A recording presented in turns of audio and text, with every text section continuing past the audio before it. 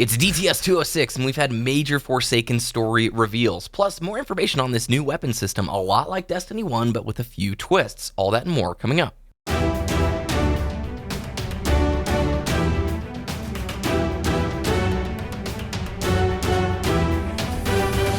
You're listening to Destiny, the show.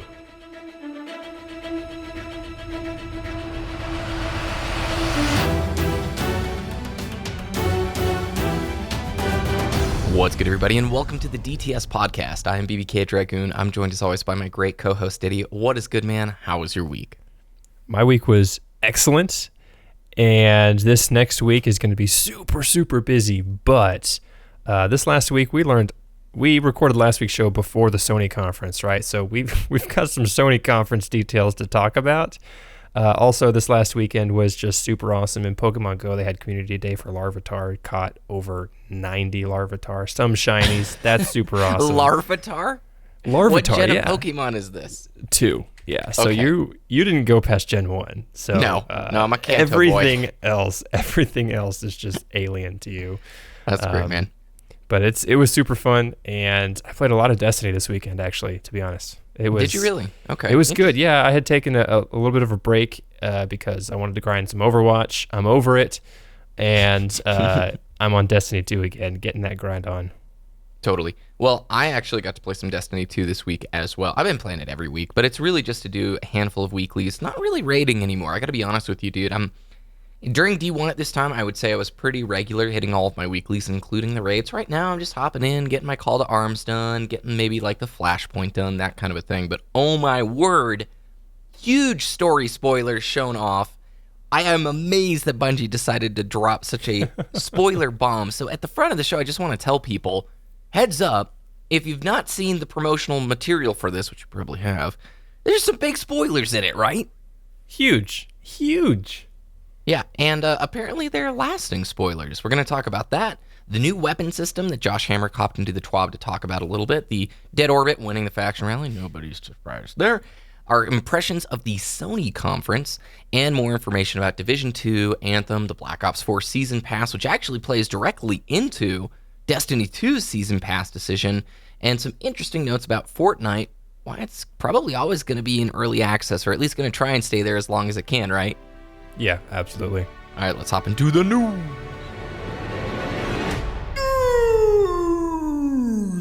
Let's get it out of the way, Ditty. What did we see in that massive story spoiler trailer for Forsaken?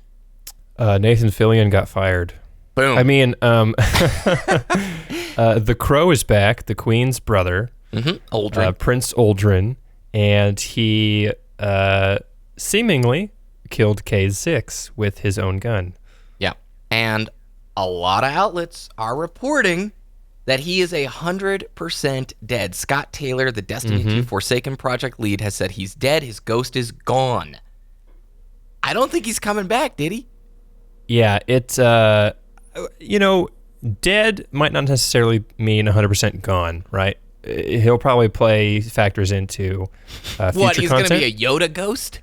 A lot of people are saying like he could turn into a ghost, which lore fans, let's correct that, please. And a lot of people are saying, well, he'll just turn into Cade 7, right? But I don't think that's how exos work 100%. But it is very surprising, like you said at the top of the show, that they revealed this story element when they did. What if they fire Nolan North? Replace him with Cade 6 as your ghost voice. Par for the course, right? That would be pretty funny. That would be ridiculous. Now, I don't know if I would like that, to be honest, but it would be pretty funny. another stupid joke, they did say story cost them a lot of money, these cutscenes and voice actors. What? That's why they're going to this new annual pass focused on actual gameplay elements model. So, Budget see you cuts, later, man. Nathan. Anyway, what do you think about them showing this off in the trailer? I saw a lot of different opinions online, very heated, like, no, this should have been held for the expansion. This should be some of that, like a spoiler surprise at the start for those who buy it. And others are like, no, it's cool. I'm more interested in this darker storyline. Where do you land? I think that's the point, right? Yeah, it's so drastic that people are now really interested to see how it plays out. I would have preferred a cliffhanger, right? You show Cade beat up and torn. You see Prince Aldrin pointing the gun at his head, and then it just cuts. Yeah. No gunshot, no walk away, just that cliffhanger. Like, oh no, what's going to happen? But apparently this plot point happens very early in the story missions for Forsaken. So, I mean, that's kind of like what motivates everything else after this, I guess. So that's going to be, and I think that is the reason they showed it. They wanted people to be talking about, interested in, they needed to do something drastic to pull people back in. I think this is one of the things that they could have done, and I think they pulled it off.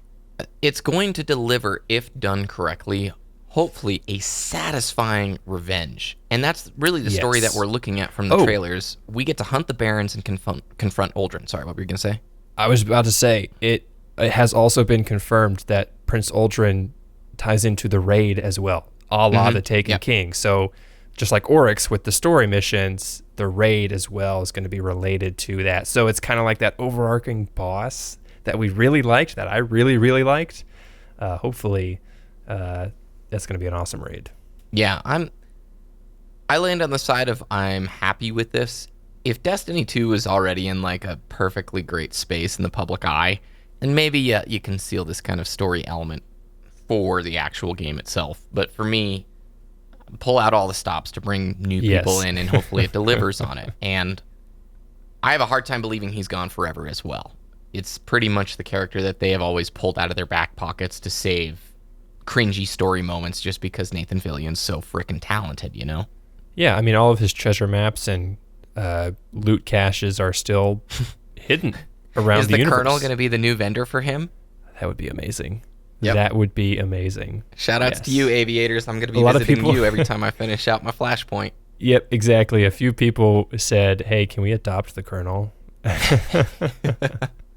All right, let's move on from here to Gambit. The YouTubers are finally getting home from E3, and we're getting to see footage of the game mode. I've probably watched 30 minutes of 2 different rounds of Gambit, and I gotta say, it looks really cool. It reminds me a lot of Prison of Elders with that small PvP element thrown in. It has matchmaking, depending on the rewards, depending on all these things. It is a game mode I don't think you're gonna get in probably any other game, right?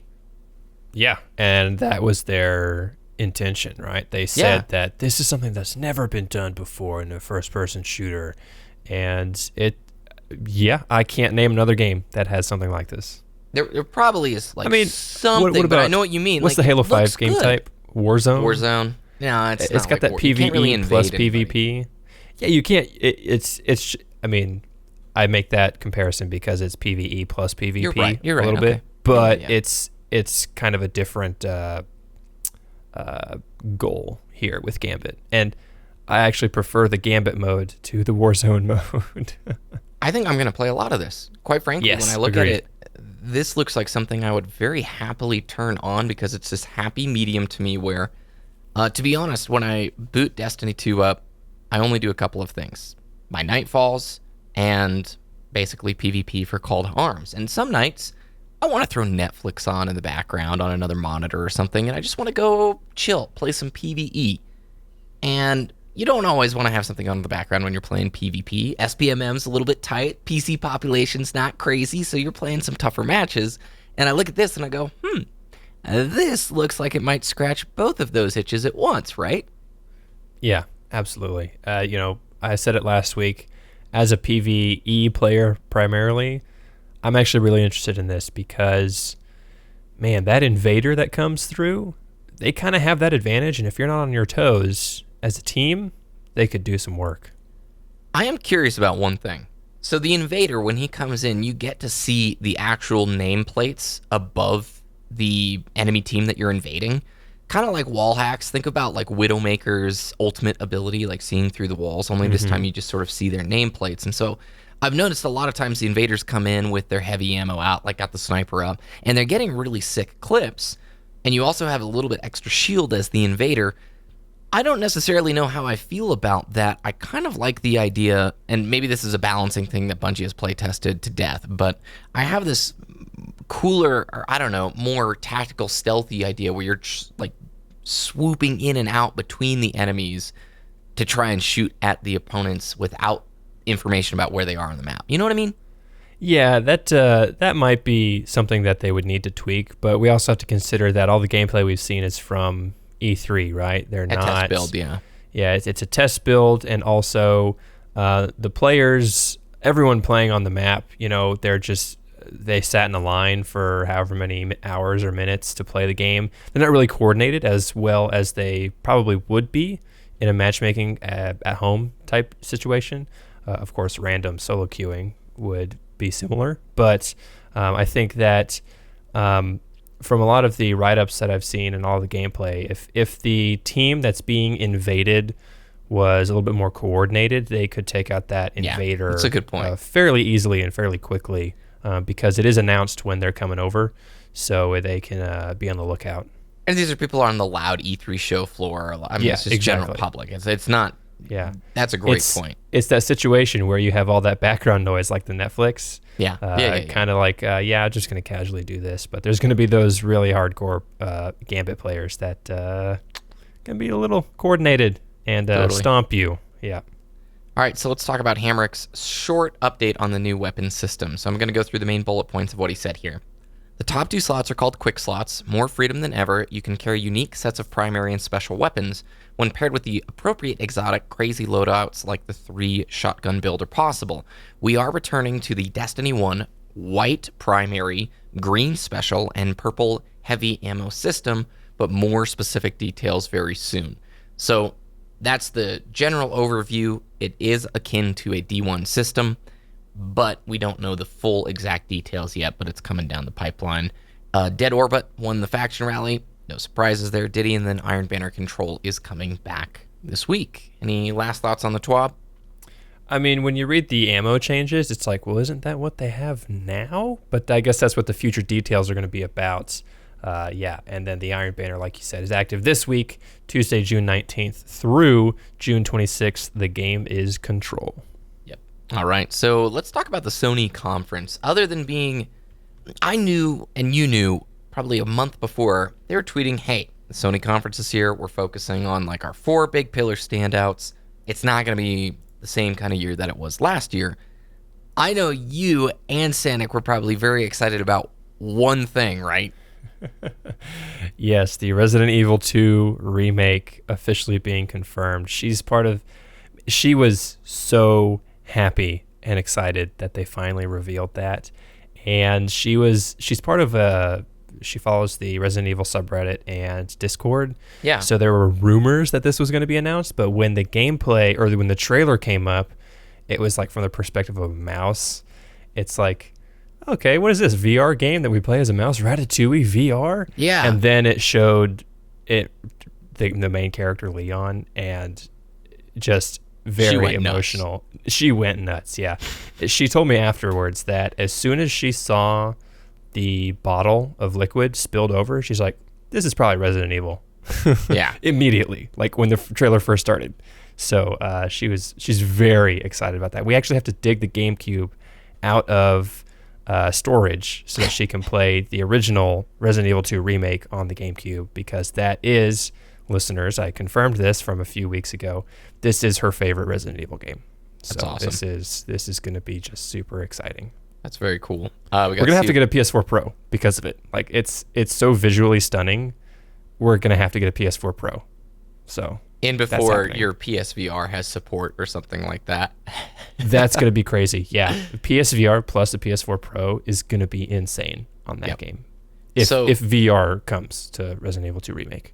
It looked really good, and I'm not really a Resi player, but I know, isn't Resi 2 regarded quite highly amongst the Resident Evil community? Yeah, I believe so. I mean, Sanic, she's probably the biggest Resident Evil fan in the world, and listeners, you can fight me on that because I'll win. And it's just so good. The story is very good, and it's one of those classic Resident Evil games. It's not like the newer Resident Evils are good for co-op, but they're not good Resident Evil games, she says. Okay. And she and I have played through 5 and 6 together, and I enjoyed it because it was more of like an action film, and that's not what classic Resident Evil was. It's more about the puzzles, the story, the lore, that kind of stuff, and this is the one to play. Yeah. Let's talk about the rest of the conference. Ghost of Tsushima. Yes. Looked beautiful. I had no idea what that was going into it. And when I saw the visuals there, the leaves in that trailer, outrageous. Absolutely insane. That was the moment I said, okay, we're going to get a PS4 Pro. And then Sanic was like, yeah, Resident Evil, we just saw that. Come on, we're going to get a PS4 Pro. So I was like, okay, that's confirmed. Yep. If The Last of Us Part 2, if the actual game plays out like that demonstration showed. Oh my gosh. I mean, dude, that was crazy. That was, I have such a hard time believing. I loved The Last of Us Part 1. It's one of my favorite games ever. And watching that gameplay demonstration, I have a hard time not feeling scared because we've had E3 demonstrations before. They're like, that's unbelievable. And this was that way. But if it really does play out like that, oh my word, we're stepping into another world, right? I agree. I mean, I did not play The Last of Us Part 1, but I watched Sanic play it. Yep. And after seeing that trailer last week, that gameplay looks phenomenal. I'm going to have to play it. Yep. Kingdom Hearts 3, it's looking like a Pixar movie. It looks so good. I'm so excited, man. And Death Stranding, what can you say? I mean, it's just... Who knows what that is? Yeah. Like, it's still a big question mark, right? We're finding a little bit more out, and it was... it looked like a walking simulator, right? But the gameplay demonstrations were... I started to get the sense of how it is going to play out as a horror game, right? You had him use that little flashing arm thing of the light to show the ghosts in the sky or whatever, and then you have to like avoid them or whatever. It was interesting to see all that. So we're still finding a little bit more info out, but we still have no idea what kind of game that's going to be. As somebody who adores the Metal Gear Solid series, I'm going into this excited to see what Kojima's vision is, but I'm really not expecting a great game.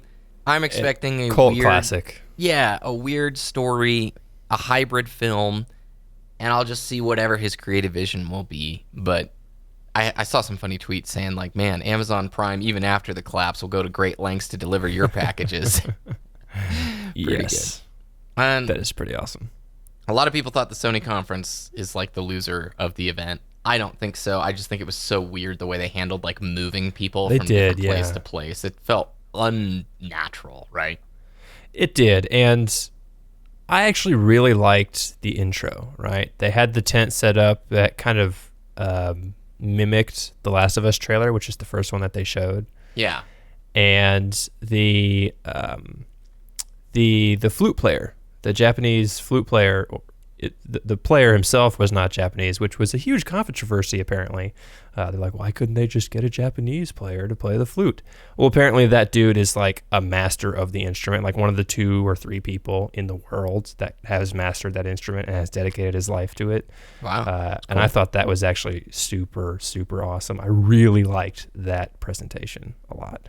Yeah, I think the guy playing the banjo is actually the composer for The Last of Us. I could be wrong. Not the banjo player, the flute player before Ghost of Tsushima. Yeah, I was switching to the other guy. I was okay. I got you. But yeah. Let's talk about The Division 2 because we now have a lot of those YouTubers coming back and talking about it on their channel. I love what you wrote here. King of the post-launch content. It looks like The Division 2 is doubling down on improving and refining instead of reinventing the wheel. It looks like they've gone back to the drawing board more so and said, we're going to deliver a better Division experience, not a completely different one. You know what I mean? Right. Yep. And then Anthem, how many videos did you see of people actually getting to play Anthem who said, yo, this thing is really sick. I don't know why EA's trailer and reveal was so poorly done. Like, this game has potential. Yeah, there were a few YouTubers, namely, we really like Skill Up, right? Yeah. We trust his content. And he went into it like, man, what was Anthem? Like, we already knew all that. And then after he actually played it, he said, this is an awesome game. I'm convinced. I'm sold now. So, I mean, apparently Anthem is one of the games we just have to play. I'm looking forward to it. They're probably going to have a beta, right? Didn't they confirm that Anthem's going to have a beta? I have no idea. You could. I would be on the lookout for that. Yeah, I think that's going to be that would be an indicator. I mean, we'll probably just play the E3 scripted story mission, right, in the beta, but at least we'll get our hands on it pretty soon, hopefully. I wanted to pivot too because the Black Ops 4 Season Pass was announced during this E3 week, and it parallels very closely the annual pass idea for Destiny 2, which we've talked at length about. It was either in last week's show or the week before, the whole annual pass concept. What they're doing with Black Ops 4, instead of purchasing DLCs, like 4 separate DLCs like you normally would with Black Ops or with the Call of Duty series, it's now lumped into a season pass. You can't buy individual little DLCs. You've got to buy into the whole thing. The reasoning for this is, splitting player base up is no good. We don't want to have a fractured, this guy has DLC 1 but not 3, and he's got 2 but 4, that kind of a deal. I think this confirms for me, Ditty, more than ever, that this is an Activision-based business room directive to their developers. We're moving away from selling 4 DLCs a year. We're going to move to this more expensive year pass model where they don't get to pick and choose. Expensive, I'm air quoting, guys, because we could really get into the semantics of all this stuff. But this definitely feels like Activision has made a pivot to go, no, we're going to be moving towards an annual pass model across our franchises, right? Yeah, this is, when they announced this, for the next year of content, you just pay this annual price. Oh, that's exactly what Destiny's doing. Yeah, it definitely seems like an Activision directive that they're pushing down. And I will say this. My biggest gaming purchase regret was Call of Duty Elite back when Modern Warfare 3 was a thing. It was like $60 for a year, and I don't even remember what it was supposed to be. I don't even remember. And I was like, I never used it. And it was a waste of money, and I regretted purchasing it because it was useless. But this season pass is not the same as that, right? It's different, upgraded for the times. You get the content for the next year, but it's still a paid price, just like Destiny is when you have the Division 2 announcing free year of upgrades and DLC drops after this. So, interesting move by Activision, but it's the worst part of a subscription with none of the benefits, is what I would say. Is like, yes, exactly. A game like WoW, I keep bringing it up because I unsubscribe during the periods of time where I'm not going to be playing, where the content is not enjoyable, the patch stuff they're putting out is not that great, and it's a direct message to the developer, make it better. And this, you don't get it. If DLC 1 looks super sick for Black Ops 4, ta-da, you gotta buy the whole season pass. There is no, it's removing, I think, exit points from the consumer. At the same time, too, though, you're gonna have less issues matching with people who don't have that content and don't have those maps. I don't know. I'm trying to find like the silver lining on this one, but it goes back to what we talked about last week about the value being subjective to each person, right? Yep. You and I are failing to see the value in these types of content models or pricing models, whereas other people, I really like all of Activision's content. I want to support them and the developer behind the content, the Call of Duty developer. I forget which 3. Which one's doing this? Treyarch? Okay, yeah, Treyarch is doing this one. I want to support Treyarch, so I'm going to buy the content. Absolutely, do that. But you and I, where we are in our gaming careers, failing to see the value in this type of stuff when there are other options available. It just feels too pre-ordery for me, to be honest. Yeah. If it looks awesome and I'm 3 months in, I'm going, okay, there you go. I'll put the money out once I've seen the goods. But I don't want to spend the money before seeing the results. It's like, oh my gosh, it is a loot box. You pay for it up front and you have no idea what's behind the wall. Oh, man. On that note, let's shift to Fortnite here. I wanted to close the show because the rumbling at E3 this year is, Fortnite's probably always going to be in early access because its early access status, Ditty, allows the developers to update it regularly without going through the same rigorous patch certification processes that Xbox Live and PSN required. Those patch certifications cost a lot of money, take time for the developers to ensure that it meets all the criteria, but when you're dubbed an early access title, it's essentially like a loophole that allows you to push updates more regularly and for much less the cost. That's crazy, right? That is insane that we're now coming to this realization. I know. And I think that's genius. Obviously, Sony and Microsoft are probably going to find a way to quote unquote patch this in their terms of service, right? Yeah. But for right now, Fortnite is killing it. Crossplay among every single device except for Sony devices, kind of, and constant updates. It is becoming the most popular game right now. League of Legends, look out, because Fortnite is hot on the trail. It is wild seeing the level that this whole thing is getting to, right? Epic Games have capitalized 100% or 1,000% on this game, and props to them.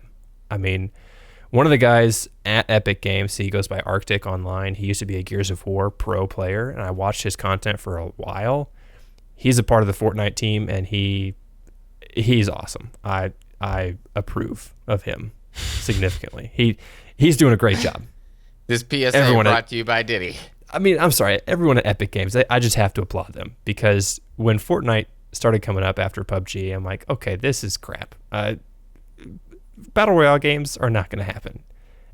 I'm eating my foot right now. They're making a killing. Totally. All right, that's going to do it for DTS 206, just 2 weeks away from that, 4-year anniversary? I guess it's 4 years. Yeah, let's do the math. Yep, yeah. 4 years. That's pretty crazy. Thanks, everybody, for listening to us over the last It'd be crazy if we announced something super crazy. We have no announcements, by the way. Diddy's just making this up on the spot. Please do not hold us to this. This is not in the notes. I promise. Man, what if we had some merch? Sorry. No, that happened, and then one day we'll go into that story. One day we'll go into that story. Where can people find your content? Twitter.com/DittyDTS, DITTY, and YouTube.com/Wooshness, WOOOSHNESS. One day we'll go into all the stories. I'll just be real with you. But if you want to start storytelling right now with us, our Discord is discord.me/Destiny the Show. You can follow us on Twitter @Destiny the Show. You can follow me on YouTube, Twitter, and Twitch @BBKDRAGOON. All the links from today and more, there's like one link, it's the TWAB. It's on our website, destinytheshow.com. Thanks for listening, everybody. Have a great week, and we'll talk with you again next time.